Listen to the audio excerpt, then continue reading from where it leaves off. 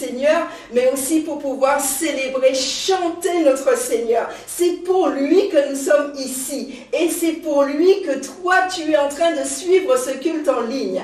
Alors, comme d'habitude, je ne suis pas venue seule.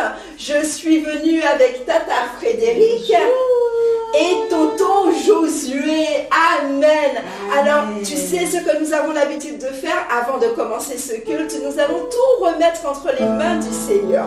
Alors que tu puisses fermer tes yeux et que tu puisses adresser une prière qui vient de tout ton cœur au Seigneur. Seigneur, nous voulons encore te dire merci parce que nous réalisons que c'est par ta grâce que nous sommes là encore aujourd'hui en ce dimanche et que nous sommes réunis, Seigneur. Seigneur, merci pour tous ces enfants qui nous regardent en ce jour ou même plus tard. Et merci, Seigneur, pour ce que tu as préparé pour chacun de nous, Seigneur. Seigneur, en retour, nous voulons t'offrir un culte qui te soit agréable, Seigneur. Seigneur, nous voulons te chanter, chanter ton nom, nous voulons danser pour toi, nous voulons te louer et te montrer combien nous t'aimons, Seigneur. Seigneur, ta parole dit de ne pas aimer seulement avec la bouche, on ne peut pas t'aimer seulement avec des paroles, mais nous voulons te montrer combien nous t'aimons, Seigneur. Seigneur, que toute la gloire te revienne. Amen. Amen. Je vois que tu es prêt, que tu as envie de danser, que tu as envie de chanter pour la joie dans le cœur. Amen. Amen. Amen. Alors, vous allez apprendre un nouveau chant. C'est très facile, hein? C'est tiré, je pense, de Jean 3,16. C'est pas ancienne. Oui, c'est pas je pense. C'est ça. Et si tu ne connais pas encore Jean 3,16, eh ben c'est un bon moyen pour que tu puisses retenir. D'abord, D'accord. ok. Alors, c'est très simple. On s'apprend les paroles avant de bien commencer. Est-ce que tonton Joseph peut nous accompagner? Je l'attends, tant aimer le monde qu'il a donné son fils unique. Je l'attends, tant aimer le monde qu'il a donné son fils Jésus. Je l'attends, tant aimer le monde qu'il a donné son fils unique. Je l'attends, tant aimer le monde qu'il a donné son fils Jésus. Si tu crois seulement tu ne périras pas, mais tu auras la vie éternelle. Si tu crois cela, tu ne périras pas, mais tu auras la vie éternelle. Je l'attends, tant aimer le monde qu'il a donné son fils unique. Je l'attends, tant aimer le monde qu'il a donné son fils Jésus. Avec moi. Je l'attends, tant aimer le monde qu'il a donné son fils unique. Je l'attends, tant aimer le monde qu'il a donné son fils Jésus. Si tu crois cela, tu ne périras pas, mais tu auras la vie éternelle. Si tu crois cela, tu ne périras pas, mais tu auras la vie éternelle. Je l'attends, tant aimer le monde qu'il a donné son fils unique. Je l'attends, tant aimer le monde qu'il a donné son fils Jésus. Merci Seigneur pour ton fils. Merci pour Jésus. Merci pour ton amour. Merci Seigneur pour ton amour.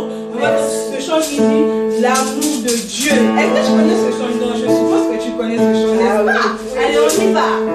L'amour de Dieu est si merveilleux, l'amour de Dieu est si merveilleux, l'amour de Dieu est si merveilleux, oh quel amour, l'amour de Dieu est si merveilleux, l'amour de Dieu est si merveilleux, l'amour de Dieu est si merveilleux, oh quel amour, il est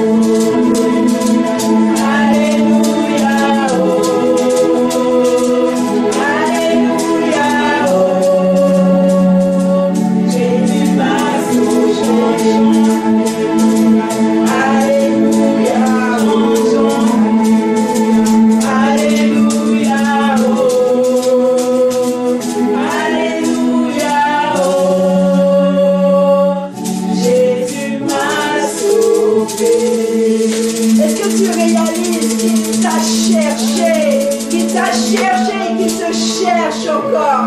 Il t'aime tellement. Alléluia. Oh. Alléluia.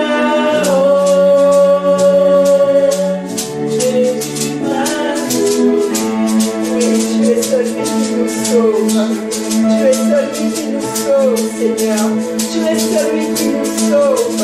Ah oui, Seigneur, c'est toi. Oh Éternel, nous voulons te dire merci. Jésus, nous voulons te dire merci. Seigneur, nous voulons te dire merci. Ah mon Dieu, nous voulons te dire merci pour ton amour. Tu nous aimes tant que tu as donné Jésus-Christ. Tu as donné ton Fils unique afin que nous ne soyons pas perdus, mais que nous soyons sauvés et que nous ayons ta vie, Seigneur. Oh Seigneur Jésus, nous te disons merci. Nous te disons merci, Seigneur. Seigneur, merci. Oh Éternel, merci. Ah, merci, Seigneur. Ah, est-ce que tu peux dire merci au Seigneur là où tu te trouves? Est-ce que tu peux dire merci au Seigneur? Est-ce que tu peux lui dire merci parce que tu m'aimes tant? Merci pour cet amour. Tu ne regardes pas comment je suis. Tu ne regardes pas ma nationalité. Tu ne regardes pas si je suis grand ou petit.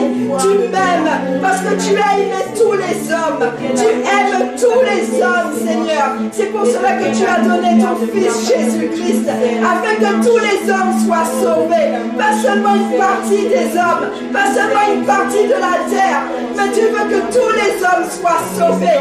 Tu veux que je sois sauvé.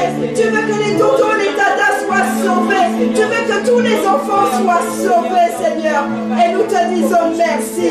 Oh Seigneur, ah, tu n'es pas comme les hommes. Les hommes ont parfois des préférences, mais toi, tu n'as pas de préférence. Tu nous aimes tous, quelle que soit comme la façon dont nous sommes, quel que soit le lieu où nous habitons, quelle que soit notre nationalité, quel que soit notre sexe.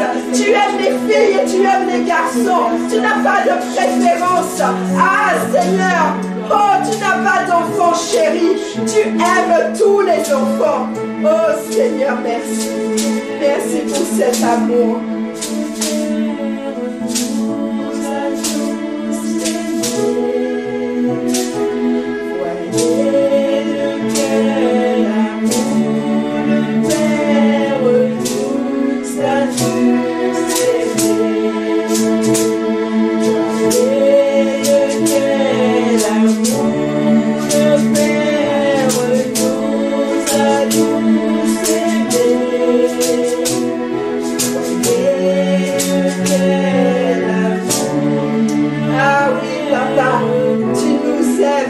Et tu nous as montré combien tu nous aimes, Seigneur.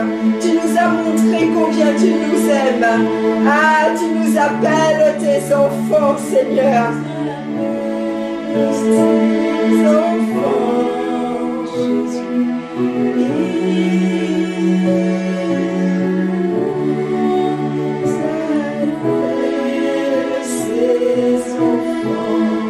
Ah oui, Seigneur Jésus.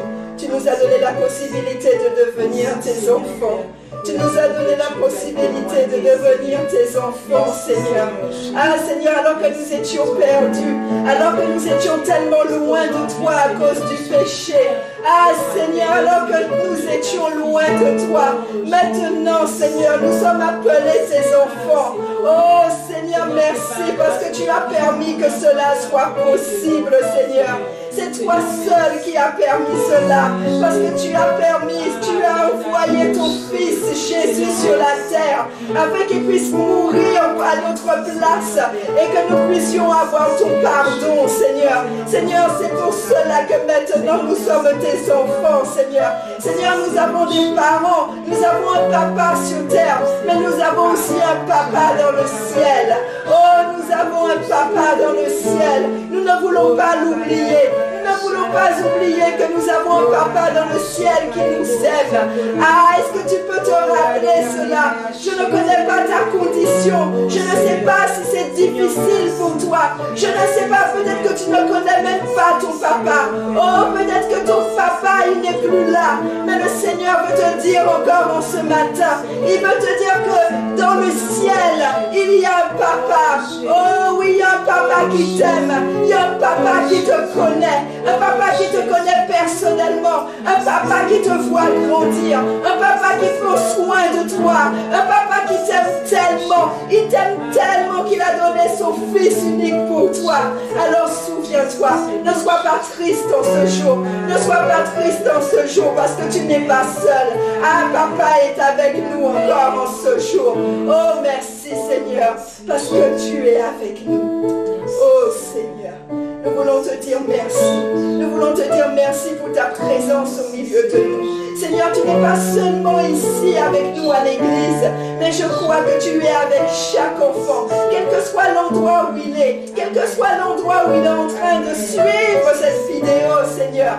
Oh Éternel, oui Seigneur, tu es avec lui. Il ne te voit peut-être pas, il ne te sent peut-être pas, mais tu es là. Oh Seigneur Jésus, merci pour ta présence et merci pour ce que tu as encore pour nous aujourd'hui. Parce qu'à chaque fois, Seigneur, tu as toujours une parole. Tu as toujours quelque chose à nous donner, Seigneur. Tu as toujours une bonne nourriture, Seigneur. Ah, Seigneur, afin que nous puissions grandir. Merci pour ta parole et merci, Saint-Esprit, parce que tu vas ouvrir notre intelligence, notre esprit, pour que nous puissions comprendre ce que le Seigneur veut nous dire encore en ce jour. Merci, Seigneur. Que toute la gloire te revienne. Amen. Amen. Amen. Est-ce que tu peux applaudir le Seigneur? Acclame le Seigneur là où tu te trouves. Amen.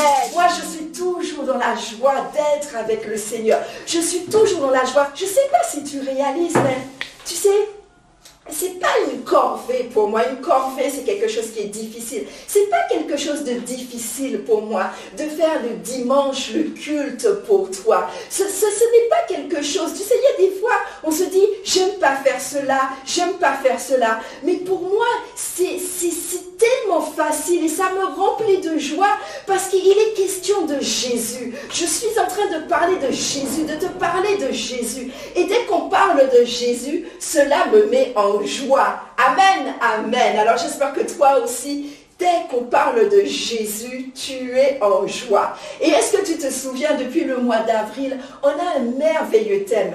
Je dis toujours que tous nos thèmes sont merveilleux. Mais ce thème, il est très particulier à mon cœur parce que c'est vraiment quelque chose que le Seigneur veut que nous puissions faire et que chaque chrétien puisse faire. Et on aborde le thème de la bonne nouvelle. Et ce qu'on est en train de voir aussi, c'est que la bonne nouvelle, c'est pour tout le monde. On est en train de voir que Jésus, il est mort, il est ressuscité, et avant de monter au ciel et de rejoindre son Père, il a donné un ordre aux disciples. Et cet ordre est aussi pour nous, parce que nous sommes les disciples du Seigneur. Et cet ordre, c'est qu'il demandait que l'on puisse parler de lui, qu'on puisse annoncer la bonne nouvelle à tout le monde sans exception. Et on avait vu aussi que dans Acte 1 au verset 8, que nous n'étions pas seuls, que le Seigneur nous avait donné le Saint-Esprit pour nous aider dans cette mission et que le Seigneur nous avait dit que le Saint-Esprit, c'était cette puissance qui allait venir sur nous et qui allait nous permettre d'être des témoins, c'est-à-dire d'annoncer la bonne nouvelle à Jérusalem, Judée, Samarie et jusqu'aux extrémités de la terre. Et on avait dit que le Seigneur était parti du plus proche pour aller au plus loin. Et que le plus proche pour nous, c'était la famille. Amen. On a vu le premier dimanche que la bonne nouvelle était pour tous. Le deuxième dimanche, on a vu que la bonne nouvelle, Philippe, tu te souviens de Philippe, on a vu qu'il avait annoncé la bonne nouvelle à un Éthiopien. Et on va continuer par rapport à cela. Alors, est-ce que tu te rappelles qu'on avait dit que quand on a une bonne nouvelle, on ne peut pas garder ça pour nous. C'est pas possible d'avoir une bonne nouvelle et puis de garder ça pour nous. On avait dit que quand on a une bonne nouvelle, on a envie de le dire à tout le monde. On a envie vraiment que toute la terre entière, que la maison, qu'à l'école, partout puisse connaître cette bonne nouvelle. Et on avait dit, qu'est-ce que c'était la bonne nouvelle? Parce qu'on parle de bonne nouvelle, mais c'est quoi la bonne nouvelle? La bonne nouvelle, c'est que désormais, parce que Jésus est mort et qu'il est ressuscité, Jésus a pris sur lui tous nos péchés, c'est-à-dire tout ce qui nous séparait de Dieu, d'accord? Parce que Dieu, c'est un Dieu saint, c'est un Dieu pur. Et le problème, c'est que nous, on est en tant que pécheurs, c'est-à-dire qu'on est avec plein de péchés sur nous, en nous. Et comme Dieu est pur, du coup, on est séparé de Dieu. Et quand on est séparé de Dieu, eh bien, c'est la mort. Je vais te donner un exemple. C'est par exemple la branche qui est sur l'arbre. Tant que la branche reste sur l'arbre, eh ben, tu te rends compte que la branche va porter des feuilles, il y aura des feuilles, il y aura des fruits. Et est-ce que tu as déjà remarqué que lorsqu'une branche est cassée, qu'est-ce qui se passe? Eh bien, il n'y a plus de feuilles, il n'y a plus de fruits, et puis ça devient un bout de bois tout sec. Donc, c'est la même chose. Quand on est séparé de Dieu, eh bien, franchement, on est amené à devenir tout sec, on est triste, on n'est pas bien, d'accord? Parce qu'on est séparé de Dieu. Et la bonne nouvelle, c'est que alors que rien, absolument rien, ne nous permettait d'être réconciliés avec Dieu, et bien Jésus-Christ. Et c'est ce qu'on a chanté durant la louange, que Dieu nous a tellement aimés qu'il n'a pas voulu qu'on reste séparés de lui. Dieu t'aime tellement qu'il ne veut pas être séparé de toi.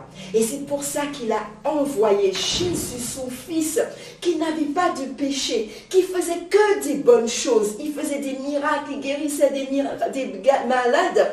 Il a envoyé Jésus pour que Jésus puisse mourir à la croix. À la croix, Jésus a pris tous nos péchés. Et mais Jésus, il n'est pas mort seulement, il est mort mais ressuscité. Et il nous donne la possibilité de recevoir le pardon de Dieu, parce qu'il n'y avait qu'une seule condition pour que Dieu puisse nous pardonner. Pas par nos propres efforts. On aurait pu dire, Dieu, pardonne-moi, pardonne-moi. Dieu n'aurait pas pu nous pardonner. La seule chose, il fallait que quelqu'un prenne notre place et que quelqu'un de particulier, sans péché, puisse prendre notre place. Et Jésus a accepté. Il a obéi. Et c'est ça la bonne nouvelle. La bonne nouvelle, c'est de dire aux hommes, désormais, vous avez la possibilité d'être sauvés. Désormais, vous avez la possibilité d'avoir la vie de Jésus, d'avoir la vie éternelle. Et grâce à Jésus, vous avez cette possibilité. Et il suffit simplement de croire que Jésus est mort et ressuscité et qu'on puisse recevoir Jésus en nous. C'est ça la bonne nouvelle. Et là, aujourd'hui, on va voir que la bonne nouvelle a été aussi annoncée à un Romain. Mais il faut que je t'explique un peu. Alors cette histoire se trouve dans Acte 10. Et peut-être que tu as déjà entendu l'histoire de Corneille. Mais cette histoire est vraiment très particulière. Parce que Corneille, tu sais, au début, la bonne nouvelle était annoncée aux Juifs. Les Juifs, c'était ce qu'on appelle le peuple élu du Seigneur. Le Seigneur s'était constitué un peuple, Israël, et Israël était juif. D'accord? Et ce qui est merveilleux avec la mort de Jésus, c'est que le Seigneur a dit que la bonne nouvelle, c'est pas seulement pour Israël, c'est pas seulement pour les Juifs. À partir de ce moment, il a dit que la bonne nouvelle, c'est pour tout le monde. Je ne sais pas si tu es juif, en tout cas, moi, je ne suis pas juive. Et ça veut dire que j'aurais pas pu avoir cette bonne nouvelle si le Seigneur avait décidé que ce serait seulement pour les Juifs. Mais Dieu nous aime tellement qu'il a dit c'est pas seulement pour les Juifs, c'est pour tout le monde. Et donc Corneille, c'est un homme, ce qu'on appelle un païen. Ça veut dire qu'il n'est pas juif. D'accord? Et on va voir tout ce que cela entraîne. Et Corneille, en plus, il n'était pas juif. D'accord? Et en plus, Corneille, c'était un Romain. Et à l'époque, les Romains s'étaient considérés comme les méchants. Donc Corneille, il n'est pas juif, il est romain, d'accord, considéré parmi les méchants. Et la Bible nous dit que Corneille, en fait, c'était un officier, d'accord? C'était un homme dans l'armée et c'était quand même un homme qui avait des responsabilités parce qu'il avait 100 soldats à son service. Donc c'était quand même quelqu'un qui avait des responsabilités. Mais la Bible nous dit quelque chose de très particulier. Corneille est un païen, ça veut dire qu'il n'est pas juif, mais la Bible nous dit que Corneille avait la crainte de Dieu. Ça veut dire qu'il aimait Dieu, d'accord? Et il ne se contentait pas seulement d'aimer Dieu. La Bible nous dit aussi qu'il faisait beaucoup d'aumônes. Ça veut dire qu'il donnait de l'argent aux pauvres, d'accord? Et la Bible ne s'arrête pas là. La Bible dit qu'il priait continuellement. Ça veut dire qu'il priait tout le temps. Donc on peut se dire que Corneille, c'était quelqu'un de bien. Oui, Corneille, c'était quelqu'un de bien. Il aimait Dieu, il priait constamment Dieu, d'accord? Et en plus, il faisait du bien autour de lui. Il donnait de l'argent aux pauvres. Mais il y avait un problème avec Corneille. Peut-être que tu connais quelqu'un. Peut-être que même dans ta classe, ton meilleur ami, c'est quelqu'un qui fait du bien, c'est quelqu'un qui est gentil, c'est voilà. Mais il y a quelque chose qui manque à ton meilleur ami. Il lui manque Jésus. Et c'est ce qui se passait avec Corneille. Corneille était bien, il était gentil, mais Corneille n'était pas sauvé. Et si Corneille n'était pas sauvé, ça veut dire que s'il mourait, eh ben, il aurait été séparé pour toujours de Dieu. Et peut-être que tu connais beaucoup de personnes comme ça autour de toi. Peut-être que tu connais beaucoup de personnes dans ta famille comme Corneille. C'est-à-dire ce sont des gens de bien. Ce sont des gens qui font du bien autour d'eux. Ce sont des gens qui ne mentent jamais. D'accord? Mais ces personnes ne connaissent pas Jésus et n'ont pas reçu Jésus dans leur cœur. Et bien, il leur manque l'essentiel. Et c'est pour ça que nous devons annoncer la bonne nouvelle. D'accord? Et donc, on revient à Corneille. Corneille, la Bible nous dit qu'à la 9e heure. Alors, la 9e heure, quand la Bible parle de la 9e heure, ça correspond à 3 heures de l'après-midi. On nous dit que Corneille, à 3 heures de l'après-midi, Corneille a une vision. Qu'est-ce que c'est une vision? Une vision, c'est peut-être que ça t'est déjà arrivé. C'est comme un rêve, d'accord? Mais tu es réveillé. Généralement, on rêve quand on dort. Mais la vision, c'est comme un rêve. Tu vois des choses, mais tu es réveillé. Tu n'es pas en train de dormir. Et Corneille a une vision. Et dans sa vision, qu'est-ce qu'il voit? Il voit un ange qui rentre dans sa maison. Et cet ange dit « Corneille !» Alors tu imagines un peu Corneille. Corneille est troublé, Corneille a peur. Moi, peut-être que je serais dans le même état que lui, hein, de voir un ange qui rentre. Oh, et donc, il dit, qu'est-ce Seigneur? Qu'est-ce qu'il y a? Et cet ange parle à Corneille. Et cet ange dit quelque chose d'extraordinaire à Corneille. Il dit à Corneille, Dieu s'est souvenu de toutes tes aumônes et de toutes tes prières. Et tu t'imagines, Dieu a vu cela et il s'est souvenu de cela. Et tout ça, ça te montre aussi que quand tu pries, tu ne pries pas en vain. Ça veut dire que tu ne pries pas inutilement. Dieu entend tes prières et il se souvient de tes prières. Quand tu fais le bien autour de toi, Dieu voit cela et il est content et il se souvient de cela. Et en fait, l'ange est en train de lui dire, en gros, que le Seigneur s'est souvenu de tout ça, qu'il a vu ce que tu faisais et que ce que tu faisais était bien. Donc le Seigneur a décidé quelque chose de spécial pour toi. Le Seigneur veut que tu sois sauvé. Et il lui dit qu'il faut que tu envoies des hommes à Joppé. Alors j'ai oublié de te dire que Corneille vivait à Césarée, d'accord? Et donc, il lui dit d'envoyer des hommes à Joppé et d'aller chercher un homme qu'on appelle Simon, dénommé Pierre. Tu connais, le mois dernier, on a vu les disciples et tu connais Pierre le disciple, d'accord? Et donc, voilà. Et Corneille était troublé par ce qu'il avait vu, mais il a obéi. On nous dit que tout de suite après, il a obéi. Il a appelé 2 serviteurs, plus un officier fidèle. Il leur a dit, allez à Joppé et allez chercher Pierre. Et le lendemain, il y a quelque chose de très particulier qui se passe avec Pierre. La Bible nous dit que là, c'est à la 6e heure. La Bible est précise, hein. Elle aurait pu ne pas dire l'heure, mais là, elle veut dire l'heure. Et pour Pierre, c'est la 6e heure. Donc, si la 9e heure, c'est 3 heures de l'après-midi, la 6e heure, c'est quelle heure? Hein? Mais non! Si la 9e heure, c'est 3 heures de l'après-midi, la 6e heure, qui est 3 heures avant, c'est midi. Voilà. Et Pierre, il est midi. Pierre monte sur le toit de sa maison pour pouvoir prier. Et il a faim. Et c'est normal, il est midi. C'est normal qu'il ait faim. Donc, pendant qu'on lui préparait le repas, Pierre est en train de prier. Et ne voit-il pas que Pierre, alors qu'il est en train de prier, il y a quelque chose qui se passe comme pour Corneille. Pierre a une vision. Mais la vision de Pierre, ce n'est pas un ange qui vient lui parler. C'est une image qu'il voit. Et qu'est-ce que Pierre est en train de voir? Pierre est en train de voir quelque chose qui ressemble à une nappe. Une grande nappe qui est en train de descendre, qui part du ciel, qui descend vers la terre. Et il y a quelque chose de très particulier sur cette nappe. Sur cette nappe, on nous dit qu'il y avait des animaux. Il y avait des animaux avec 4 pattes, il y avait des reptiles et il y avait des oiseaux. Et il y a une voix qui dit à Pierre, « Pierre, lève-toi, tue et mange. » La voix lui dit ça une première fois.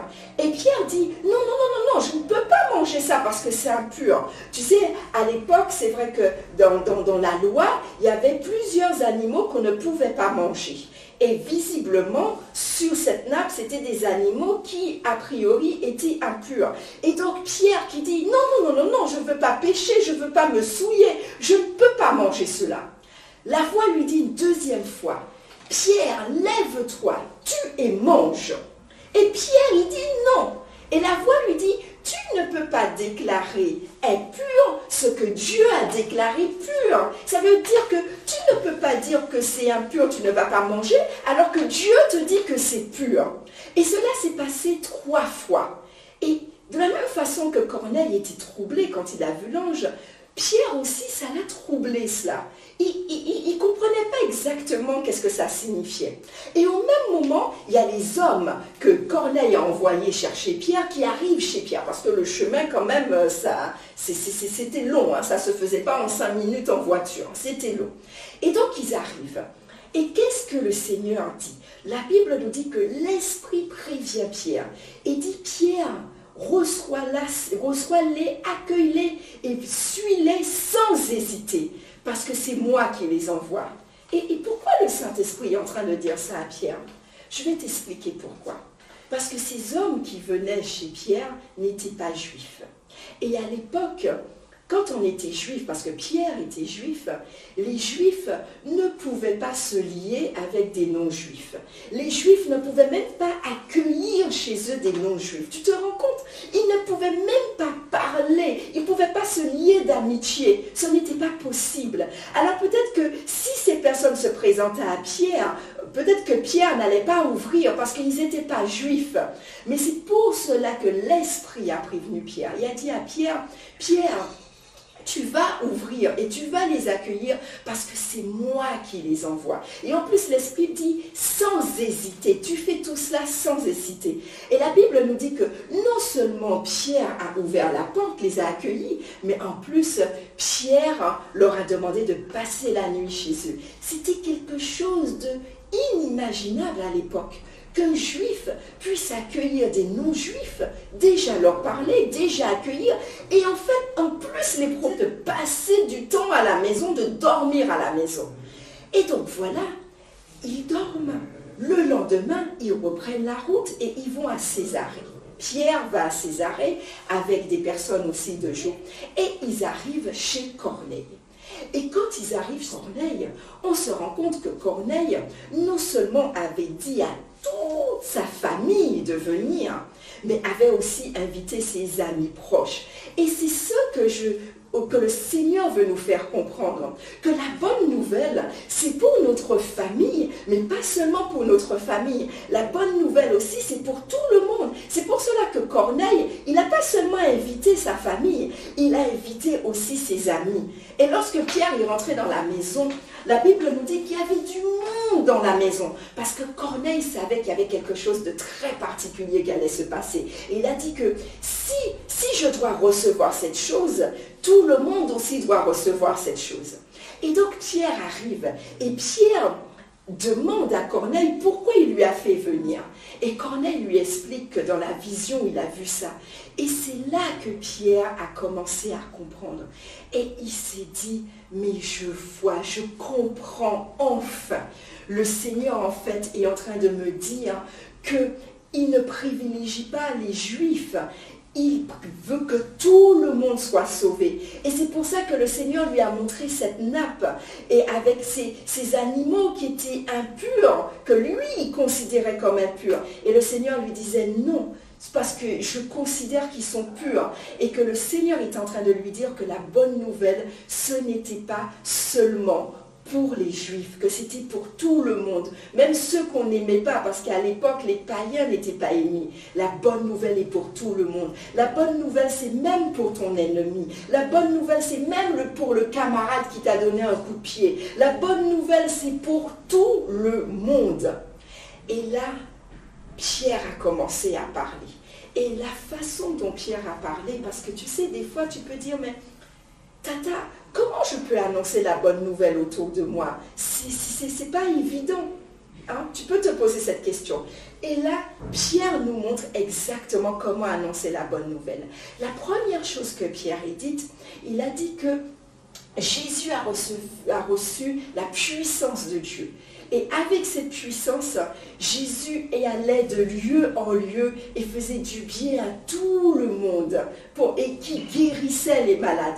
Donc déjà, il présente Jésus comme le Fils de Dieu et il présente Jésus comme quelqu'un qui faisait du bien, qui guérissait les malades, comme quelqu'un qui aime. D'accord? La deuxième chose, il présente ce que Jésus a fait. Et il dit que Jésus est mort et Dieu l'a ressuscité. D'accord? Après, il dit que Dieu nous a demandé de parler aussi, d'annoncer la bonne nouvelle aux autres. Et il finit par une phrase qui est essentielle. Et il dit que ceux qui croient en Jésus-Christ sont sauvés. Et c'est comme ça. Tu n'as pas besoin, tu sais, de parler de toi. Est-ce que Pierre, il a parlé de lui?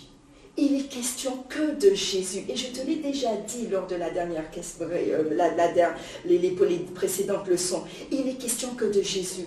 Pierre aurait pu raconter comment Jésus l'a choisi. Il aurait pu raconter combien il était en train de pécher, que Jésus lui a dit que désormais tu seras pécheur d'or. Il aurait pu partir parce que Pierre a une grande histoire avec Jésus. Il aurait pu parler de ça. Non, il a parlé de Jésus. Il a parlé de qui était Jésus, de ce que faisait Jésus quand il était sur terre, de ce qu'a fait Jésus et ce que nous devons faire pour être sauvés. C'est ça, annoncer la bonne nouvelle. Tu n'as pas besoin de beaucoup de vocabulaire. Tu n'as pas besoin vraiment de beaucoup de choses. Tu parles simplement de Jésus, de qui il est et de ce qu'il a fait. Et la Bible, c'est tellement extraordinaire. Pierre était, pendant qu'il est en train de parler, il n'avait même pas fini de parler, pendant qu'il est en train de parler, figure-toi que Corneille, qui est païen, d'accord, qui est romain, et bien Corneille ainsi que tous ceux qui étaient avec lui vont recevoir le don du Saint-Esprit. Ils vont recevoir le baptême du Saint-Esprit. Et Pierre et ceux qui avaient accompagné Pierre, ils étaient tellement étonnés. Et ils se disaient, mais le Saint-Esprit, c'est pas que pour les Juifs, c'est aussi pour les non-Juifs. Dieu veut que tout le monde soit sauvé. C'est extraordinaire. Et Pierre a dit que s'ils ont reçu le Saint-Esprit, eh ben, ils peuvent aussi être baptisés. Et ils ont été baptisés. Et est-ce que tu vois tout l'amour du Seigneur? L'amour du Seigneur. Alors qu'avant, dans la loi, c'était réservé que pour le peuple sauvé, élu, c'était que les Juifs. Et le Seigneur a dit, mais ce n'est pas possible. Je veux que tous les hommes soient sauvés. Tous les hommes soient sauvés. Et c'est pour cela qu'ils étaient tellement étonnés. Mais le Seigneur veut que tous les hommes soient sauvés. Et je veux attirer ton attention aussi sur une dernière chose avant de finir. Tu vois, le Seigneur offre son amour et son pardon à tous les hommes. Mais quand il te demande, parce que c'est un ordre qu'il nous a donné, si tu as déjà reçu le Seigneur dans ton cœur, si tu es déjà sauvé, tu dois annoncer cette bonne nouvelle. Tu ne dois pas garder cette bonne nouvelle pour toi. Mais le Seigneur est en train de te dire, tu n'es pas seul. Est-ce que tu te rappelles de toutes les histoires qu'on a déjà vues depuis le début du mois d'avril? On a vu que lorsque Pierre et les apôtres étaient en prison, qu'est-ce qui s'est passé? Un ange du Seigneur est venu ouvrir la porte de la prison. D'accord? Est-ce que tu te rappelles de Philippe avec l'Éthiopien? On a dit que c'est un ange du Seigneur qui a prévenu Philippe et qui lui a dit qu'il devait aller dans tel endroit. Et on a vu que lorsqu'il était dans cet endroit, on a vu que le Saint-Esprit lui a dit de s'approcher du char, parce qu'il y avait quelqu'un dans le char qui avait besoin de connaître, de recevoir cette bonne nouvelle. Et tu te souviens qu'on a vu que lorsque Philippe est parti à Samarie, quand il annonçait la bonne nouvelle, il y avait plein de miracles qui se faisaient. Et c'était par le Saint-Esprit que ces miracles se faisaient. Et le Seigneur est en train de te dire que tu ne dois pas avoir peur d'annoncer la bonne nouvelle parce que tu n'es pas seul. La Bible nous dit que les anges sont au service de Dieu et exercent un ministère. Ça veut dire qu'ils assistent ceux qui doivent hériter du salut, c'est-à-dire ceux qui doivent sauver. Tu es sauvé. Donc ça veut dire que les anges sont là à ton service. Les anges sont là pour t'aider. Les anges sont là pour t'aider à témoigner de la même façon que le Saint-Esprit est là. Tu vois, on a vu qu'avec Philippe, il y avait eu une occasion favorable pour parler du Seigneur. Et c'est le Saint-Esprit qui fait ça. Donc tu ne dois pas avoir peur. Tu ne dois pas avoir peur, tu n'es pas seul. Et nous allons voir le verset du jour. Le verset du jour se trouve dans Acte 10 et le verset 34. Et on va lire la Bible Semeur qui dit « Alors Pierre prit la parole et dit « Maintenant je me rends vraiment compte que Dieu ne fait pas de différence entre les hommes. » Amen. Dieu ne fait pas de différence entre les hommes. Il veut sauver tout le monde. Quelle que soit ta couleur de peau, quelles que soient tes origines, Dieu n'a pas de pays préféré, il n'a pas de nationalité préférée. Il veut que tous les hommes soient sauvés. Alors tu vas fermer les yeux. Peut-être que tu n'es pas encore sauvé et que tu es en train d'entendre justement cette bonne nouvelle. Et tu te rends compte que cette bonne nouvelle, c'est pour toi. Cette bonne nouvelle, ce n'est pas seulement pour les autres, ce n'est pas seulement pour les adultes. Cette bonne nouvelle, c'est pour toi qui es en train de nous écouter en ce jour. Et tu dis, Seigneur, oui, je veux cette bonne nouvelle. Je découvre que Jésus faisait du bien autour de lui. Jésus faisait des miracles. Il n'y avait pas de péché en Jésus. Pourtant, Dieu nous aime tellement qu'il a accepté. Il a voulu que Jésus puisse mourir à la croix. Et Jésus a obéi. Il est mort de la façon la plus atroce qui soit. Pourquoi? Pour que toi, tu sois sauvé. Il est mort et ressuscité. Alors, est-ce que tu peux dire, Seigneur, je crois cela. Je crois que j'ai la possibilité d'être pardonné de mes péchés. J'ai la possibilité d'être en paix avec Dieu. J'ai la possibilité de recevoir en moi une vie merveilleuse, la vie de Jésus. Et Seigneur, je te dis merci. Je te reçois dans mon cœur comme Sauveur et comme Seigneur. Merci pour le Saint-Esprit qui vient aussi en moi et qui vient me donner la capacité de vivre ta vie. Et tu prends cet engagement aussi. Tu dis, Seigneur, je m'engage. Maintenant que j'ai reçu la bonne nouvelle, que j'ai accepté la bonne nouvelle, je prends aussi cet engagement d'annoncer la bonne nouvelle aux autres, à ceux qui ne te connaissent pas encore. Et toi, tu es là et tu as déjà donné ta vie au Seigneur. Et tu as peur de témoigner. Est-ce que tu peux faire cette prière avec moi? Est-ce que tu peux dire, Seigneur, je reconnais que je ne suis pas seule. Et si tu m'envoies pour annoncer la bonne nouvelle, c'est que tu m'as donné tout ce qu'il faut et que tu es avec moi. C'est vrai que parfois c'est difficile. C'est vrai que parfois les autres peuvent se moquer de nous. Les autres peuvent ne pas nous écouter. Mais Seigneur, tu nous as demandé d'annoncer la bonne nouvelle. Et je ne veux pas garder cette bonne nouvelle pour moi parce que je veux que tout le monde soit sauvé. Et je veux que, comme Corneille a fait, il a invité sa famille, il a invité ses amis. Je veux aussi annoncer la bonne nouvelle à ma famille. Je veux annoncer la bonne nouvelle à mes amis. Et je sais que je ne suis pas seule. Et je veux te dire merci, Seigneur. Merci pour tes anges qui m'aident. Merci pour le Saint-Esprit aussi qui m'aide me donne la force et qui met les mots dans ma bouche, les paroles dans ma bouche, parce que des fois je ne sais pas quoi dire. Merci Seigneur, parce que tu es merveilleux. Et je crois que alors que tu es en train de nous enseigner sur la bonne nouvelle, que Seigneur, si un enfant jusqu'à présent n'avait jamais témoigné, je le crois qu'à la fin de ces 4 dimanches, alors qu'il a été enseigné sur la bonne nouvelle, je crois qu'un enfant va faire le premier pas et qu'il y aura de la joie dans le ciel. De la joie parce que cet enfant aura témoigné de toi, mais de la joie aussi parce qu'il y a un autre enfant qui va te recevoir comme Seigneur et Sauveur. Oui Seigneur, on a vu qu'il y a de la joie. Lorsqu'il y a la bonne nouvelle, il y a de la joie. Nous te disons merci Seigneur. Amen. Amen. Notre Seigneur est merveilleux. Alors est-ce que nous pouvons chanter une dernière fois avant de nous laisser? Qu'il a donné son Fils unique.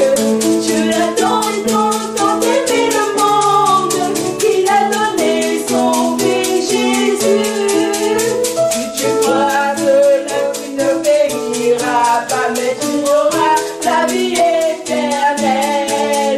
Si tu crois que la vie ne périra pas, mais tu auras la vie éternelle. Merci Seigneur, merci Jésus. Je te souhaite un bon dimanche. Et dès aujourd'hui, tu peux déjà témoigner, tu peux déjà parler de cette bonne nouvelle. Amen.